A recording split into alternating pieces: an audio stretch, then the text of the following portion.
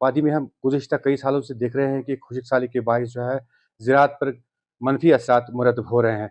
तो उस चीज़ से निमटने के लिए महकमा जो है क्या कुछ कर रहा है?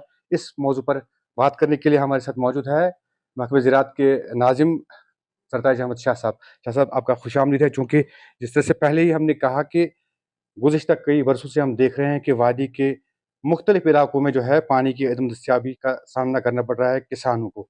और हाल ही में जिस तरह से देखा है कि दरियाओं में जो पानी होता था, उसमें भी अब कहीं न कहीं कमी वाक़ा हुई है। तो उन चीज़ों से निमटने के लिए अगर हम महकमे ज़राअत की बात करेंगे, क्या कुछ इक़दाम उठा रहा है? आपका खैर मकदम। महकमे ज़राअत वक़्त-वक़्त पे ज़मींदार भाइयों को मशवरा दिया करता है कि वो क्या फसल जात उगाएँ और किस तरह की स्कीम्स अपनाएँ ताकि ये जो मौसमी तब्दीली होती जा रही है जी। With regard to the climate change, और जैसे आपका कहना है कि दरियाओं की लेवल भी नीचे जा रही है, हुँ, हुँ। बारिशें भी कम होती हैं और ख़ासकर उस मौसम में जब ज़रूरत फसलों को बारिश की होती है। तो इस सिलसिले में महकमे ज़राअत ने ख़ासकर पिछले 2-3 साल से एक प्रोग्राम चलाया है मिलेट्स का, पॉपुलराइज़ेशन ऑफ द मिलेट्स। तो ये मिलेट्स जो होते हैं इनकी रिक्वायरमेंट ऑफ वाटर बहुत कम होती है, जिसमें से ज्वार, बाजरा, रागी, बकव्हीट और इस तरह के और सारे मिलेट्स हैं जो बहुत कम पानी पे भी सर्वाइव करते हैं जी। और अच्छा खासा फसल देते हैं। मिलेट्स के सिलसिले में मैं आपको ये भी बताना जी। चाहूँगा कि इनको पॉपुलराइज़ करने के लिए बहुत सारे इलाकों में हमने मिलेट रेस्टोरेंट्स भी डाले हैं। जी। हम रोड शोज़ का भी इनेकाद कर रहे हैं। रिसेंटली हमारा बडगाम में अनंतनाग में रोड शोज़ का इनेकाद हुआ है और हर डिस्ट्रिक्ट में ऐसे शोज़ करते हैं, लोगों में बेदारी पैदा करते हैं कि ये जो मिलेट्स हैं, ये मुफ़ीद है खाने के लिए। इनमें बहुत सारे ऐसे जुज़ पाए जाते हैं जो नॉर्मली बाकी ग़िज़ाओं में नहीं पाते हैं और ये for those people who are diabetic and those who are obese उनके लिए अच्छा सब्स्टिट्यूट है। सर, महकमे ज़राअत की जानिब से जो है मुश्क-भुज्जी चावल को जो है इंट्रोड्यूस किया गया था कोकरनाग के सागाम इलाके में। चूँकि वहाँ के किसानों से हमने बात की है, उनका कहना है कि अगरचे उसको जीआई टैग मिला है, लेकिन उनको सही तरह से जो है मार्केट प्रोवाइड नहीं हो रहा है। तो उस हवाले से मुश्क भुज्जी की बात जहाँ तक हम करेंगे, मुश्क भुज्जी वहाँ ऑलरेडी ग्रो हो रही थी। जी। हमने एक लार्ज स्केल पे वहाँ रिवाइवल किया है इस क्रॉप का। बिल्कुल। अगर ये कम स्केल पे होता था तो हमने इसको रिवाइव करके अब लार्ज स्केल पे अपनाया है। जीआई टैग भी मिला है मुश्क भुज्जी को भी और ये बहुत सारे मार्केट्स में अब जाता है और लोगों को ठीक पैसा इसके एवज़ मिलता है। अब रही बात जो कह रहे हैं कि मार्केटिंग की अभी भी शॉर्टेज है। बिल्कुल। देखिए पहले तो वहाँ प्रोडक्शन होती थी 50 क्विंटल या 60 क्विंटल पूरे इलाके में।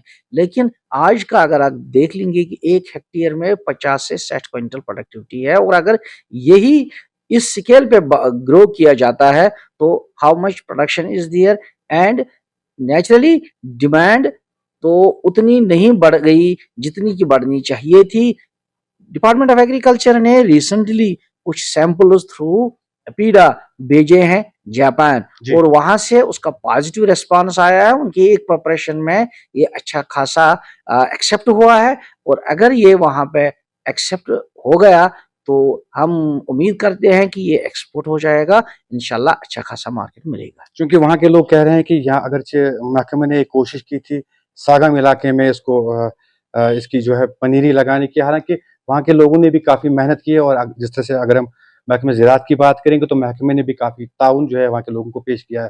लेकिन उनका ये भी कहना है कि वादी के मुख्तलिफ इलाकों में जो है इसको इंट्रोड्यूस कराया गया, जिसकी वजह से उन्हें मार्केट में कमी आ गई है। किस तरह से देखते हैं आप उनकी? मैं उनकी ये बात हक बजानिब नहीं समझता हूँ, क्योंकि जो ये मुश्क-भुज्जी है पहले तो ये हम सागा में ही ग्रो करते थे, लेकिन बाद में डिपार्टमेंट ऑफ एग्रीकल्चर ने इंटरवीन किया और कोशिश की कि और जगहों पे देखा जाए कि क्या ये वहाँ पे भी अच्छी तरह से ग्रो हो जाएगा। हमने बहुत सारे ट्रायल्स लगाए इसके और देखा कि जहाँ भी क्लाइमेट और टोपोग्राफी सागाम जैसी है वहाँ ये आराम से ग्रो होता है और उन जगहों पे हमने कोशिश की है ये कल्टीवेट करवाने की। अब रही बात मार्केट की, जी, जी। मैं ये कहना चाहूँगा कि जो इकोनॉमी ऑफ स्केल होती है, अगर हमारे पास 100 क्विंटल होंगे या 200 क्विंटल होगी, तो ये बड़े मार्केट में बेचना बड़ा डिफ़िकल्ट होता है। हुँ। लेकिन अगर हमें इकोनॉमी ऑफ स्केल होगी, यानी हमारे पास 10,000 मीट्रिक टन होंगे, 15,000 मीट्रिक टन होंगे या इस जैसा कोई बड़ा कंसाइनमेंट होगा, तो मार्केट ढूँढने में आसानी रहती है। That's why department of agriculture is increasing the scale of this crop so that we will be in a position to pump it into bigger markets. Sir, जिस तरह से हम बात कर रहे थे आप मिलेट्स की, तो किसानों को उस हवाले से क्या पैगाम रहेगा आपकी तरफ से? मेरी गुजारिश ज़मींदार भाइयों से यही है कि जो उनके पास ज़मीन है, खुश्क ज़मीन है जिस पे बिल्कुल डिपेंडेंस है बारिश पे और इरिगेशन की अवेलेबिलिटी वहाँ पे नहीं है, वो ये मिलेट्स ट्राई करें, चाहे वो जवार हो, बाजरा हो, रग्गी हो, कोडो मिलेट हो, बकव्हीट हो। अब ज़माना बदल गया है, अब सिर्फ लोग चावल और व्हीट ही नहीं खाते हैं, लोग और क्रॉप्स की तरफ जा रहे हैं, खासकर those who are health conscious. Sir, कई नौजवान वादी के ऐसे भी हैं जिनको जो काफ़ी इंस्पायर हुए हैं, हालाँकि महकमे ने भी उनको काफ़ी सारा ताउन किया है। अगर हम अनंतनाग की बात करेंगे, अनंतनाग में अभी कई नौजवान जो है, वो वाटरमेलन के कारोबार के साथ जो है वाबस्ता हो गए हैं। हालाँकि आपके महकमे की अगर हम बात करेंगे, माशाल्लाह आपने भी उन्हें काफ़ी ताउन पेश किया है। तो ऐसे नौजवानों को ग्रो करने के लिए क्या इक़दामात उठा रहा है महकमा?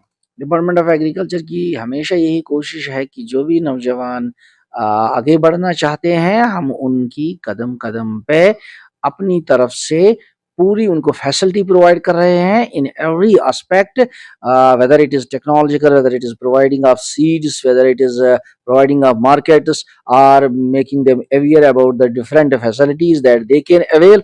तो इस सिलसिले में मैं आपको ये कहूँगा कि जब यहाँ पे ये चीज़ें पाई जाती हैं, जैसे कि वाटरमेलन है, मस्क जी। मेलन है या और बाकी सब्जियां हैं, एक्सोटिक वेजिटेबल्स जैसे हमारा बेल पेपर है या और बहुत सारे जो एक्सोटिक वेजिटेबल्स हैं, तो वो नॉर्मली उस वक्त पूरे इंडिया में नहीं पाए जाते हैं because of the rainy season. जी। तो अच्छा खासा मार्केट है लोगों का, अगर वो काश्त करना चाहते हैं, अगर इस फील्ड में आना चाहते हैं, नौजवान लड़कों से खासकर मेरी गुजारिश है कि वो आगे आए और इन स्कीम्स का फ़ायदा उठाएँ। हमारे साथ बात करने के लिए आपका बहुत-बहुत शुक्रिया। Thank you very much. बिल्कुल, बात कर रहे थे महकमे ज़राअत के नाज़िम सरताज अहमद शाह साहब, जो यही बता रहे थे कि यहाँ के नौजवानों को सामने आना चाहिए और हुकूमती इदारों की तरफ से जो जितनी भी स्कीमें हैं, उन स्कीमों से मुस्तफ़ीद हो जाए। दीन इमरान, मुनसिफ टीवी, श्रीनगर।